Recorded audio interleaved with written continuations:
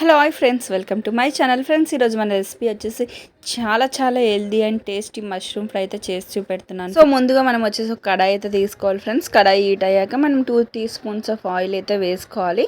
So oil అయితే మంచిగా heat కావాలి. ఆయిల్ హీట్ అయ్యాక మనం నెక్స్ట్ వచ్చేసి ఇలా 2 ఆనియన్స్ పెద్దవి తీసుకోవాలి. అలాగే 3 or 4 గ్రీన్ చిల్లీ ఇలా కట్ చేసుకొని ఆయిల్లో ఇలా మంచి ఫ్రై చేసుకోవాలి.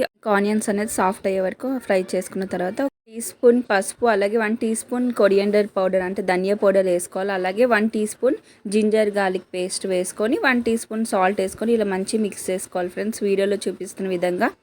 నెక్స్ట్ వచ్చేసి మూత పెట్టుకొని ఒక 5 minutes సిమ్లో పెట్టుకోవాలి ఫ్రెండ్స్. చూడండి, వీడియోలో చూపిస్తున్న విధంగా పెట్టుకోవాలి. ఆఫ్టర్ 5 minutes ఇలా అయితే అవుతుందండి. తర్వాత వచ్చేసి మనం మష్రూమ్స్ అయితే ఫ్రెష్గా వాష్ చేసుకొని ఫ్రెష్ మష్రూమ్స్ అయితే తీసుకొని ఇలా యాడ్ చేసుకోవాలి. 200 grams అయితే నేను తీసుకున్నాను. ఇలా ఫ్రై చేసుకోవాలి మంచి మిక్స్ చేస్తూ.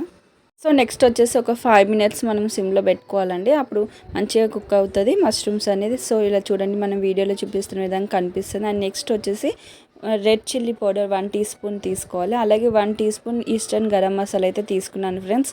మన ఇంట్లో చేసిన గరం మసాలా అయినా యూజ్ చేసుకోవచ్చు. సో నెక్స్ట్ వచ్చేసి మంచి మిక్స్ చేయాలి. మిక్స్ చేసిన తర్వాత 2 minutes అయితే సిమ్లో పెట్టుకోవాలండి. లో ఫ్లేమ్లో కుక్ చేసుకోవాలి.